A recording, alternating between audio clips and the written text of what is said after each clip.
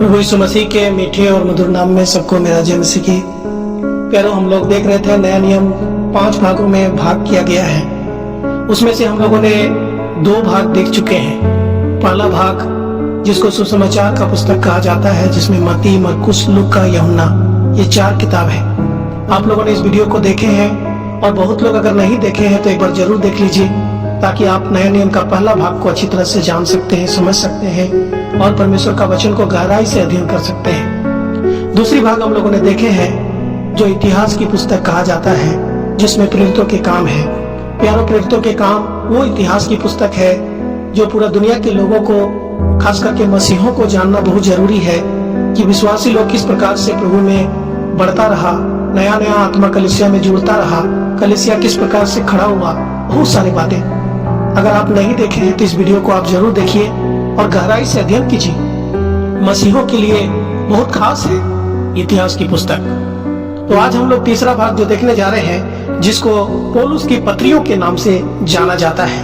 पहला है रोमियो की पत्री, जिसमें 16 अध्याय है और इसका लेखक स्वयं पौलुस है और इसका लिखने का जो तिथि है वो 57 से 58 ईस्वी है। दूसरा किताब पहला कुरिन्थियों की पत्री, जिसमें 16 अध्याय है, इसका लेखक पौलुस है, 55 से 56 ईस्वी में लिखा गया है। तीसरा दूसरा कुरिन्थियों की पत्री, जिसमें 13 अध्याय है, इसका लेखक पौलुस है और 56 ईस्वी में लिखा गया है। चौथा गलातियों की पत्री, जिसमें 6 अध्याय है, इसका लेखक पौलुस है, इसको 50 या 55 ईस्वी में लिखा गया है।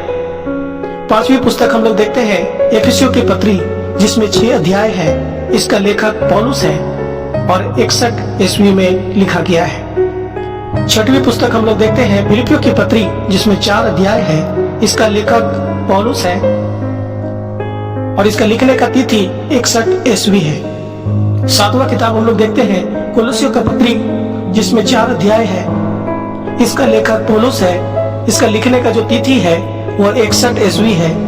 आठवां किताब हम लोग देखते हैं पहला थिस्सलुनीकियों की पत्री, जिसमें 5 अध्याय है, इसका लेखक स्वयं पौलुस है, इसका लिखने का तिथि 51 ईस्वी है। 9वां किताब हम लोग देखते हैं दूसरा थिस्सलुनीकियों की पत्री, जिसमें 3 अध्याय है, इसका लेखक स्वयं पौलुस है और इसका लिखने का जो तिथि है वो 51 ईस्वी है। 10वां किताब हम लोग देखते हैं पहला तीमुथियुस की पत्री, इसमें 6 अध्याय है, इसका लेखक स्वयं पौलुस है, इसका लिखने का तिथि 66 ईस्वी है। 11वां किताब हम लोग देखते हैं दूसरा तीमुथियुस की पत्री, इसमें 4 अध्याय है, इसका लेखक स्वयं पौलुस है, इसका लिखने का तिथि 67 ईस्वी है। 12वां किताब हम लोग देखते हैं तीतुस की पत्री, इसमें 3 अध्याय है, इसका लेखक स्वयं पौलुस है और इसका लिखने का तिथि 63 से 66 ईस्वी है। और 13वां किताब हम लोग देखते हैं फिलेमोन का पत्री, इसमें 1 अध्याय है और इसका लेखक स्वयं पौलुस है और इसका लिखने का तिथि 61 ईस्वी है। प्यारों, इन सब किताबों को या पत्रियों को आप पढ़ेंगे तो आप किताब का ऊपर में ही पढ़ेंगे। जैसे अगर रोमियो को पढ़िएगा तो लिखा है रोमियो के नाम पौलुस प्रेरित की पत्री, उसी प्रकार से हर एक किताबों में हम पौलुस का नाम या पौलुस ने लिखा है उस पत्री को, इसको हम लोग देख सकते हैं, पढ़ सकते हैं। प्यारों, इन सब किताबों को किस प्रकार से लिखा है और किस प्रकार से कलीसिया को मिला है, हम लोग इस प्रकार से इसको जान सकते हैं। जब पौलुस प्रचार कर रहा था, मिशनरी यात्रा में जा रहा था, उसी समय उसने गलातिया की कलीसिया को लिखा और थिस्सलुनीकियों की कलीसिया को लिखा 2 पत्र और कोरिन्थियों की कलीसिया को लिखा 2 पत्र और रोमियो की कलीसिया को लिखा। प्यारों, इस प्रकार से हम लोग देख पाते हैं कि गलातियों, थिस्सलुनीकियों, कोरिन्थियों और रोमियो, इन सारे विश्वासियों को, इन सारे कलीसियाओं को लिखा। और दूसरा हम लोग देखते हैं पौलुस ने जो बंदीगृह में लिखा। प्रथम जब बंदीगृह हुआ उस समय उसने कोलोसियों का पत्री को लिखा, एफिसियों का पत्री को लिखा, फिलेमोन के पत्री को लिखा और फिलिपियों के पत्री को लिखा। ये सब पत्रियों को अगर आप पढ़ेंगे तो आप देख सकते हैं पौलुस जो जेल में है, बंदीगृह में है, उसमें जिक्र किया गया है। उसके बाद बंदीगृह से छूटने के बाद उसने पहला तीमुथियुस और तीतुस को पत्री लिखा। उसके बाद फिर से पौलुस दूसरा बार बंदित हुआ, उस समय उसने दूसरा तीमुथियुस की पत्री को लिखा। प्यारों, इस प्रकार से उन्होंने सब किताबों को लिखा। और इन सब किताबों में हम पालकीय पत्रियों को देखते हैं, जो पहला तीमुथियुस और दूसरा तीमुथियुस और तीतुस की पत्री, ये 3 पत्री हैं जिसको पादरी का किताब बोलिए या पालकीय किताब बोलिए। कलीसिया को कैसे अगुवाई करना है तीतुस को लिखा और तीमुथियुस को भी लिखा। किस प्रकार से कलीसिया आगे बढ़ना है, कलीसिया को किस प्रकार देखरेख करना है, कलीसिया में किस प्रकार झूठा शिक्षा आ रहे हैं, किस प्रकार से वचन का सही शिक्षा उन्हें देना है, उनका पालन पोषण करना है। प्यारो बहुत सारी बातें हम इसमें सीख सकते हैं। प्यारो इन सब पत्रियों में हम देखते हैं कि कुछ कुछ जगह का विश्वासी लोग बहुत कमजोर था।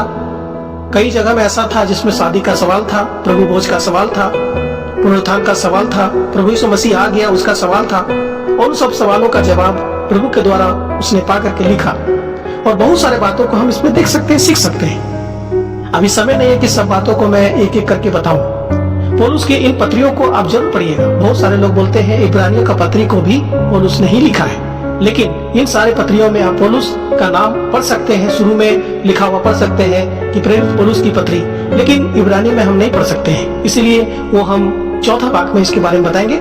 लेकिन ये तीसरा भाग हमें बहुत अच्छा से जानना चाहिए।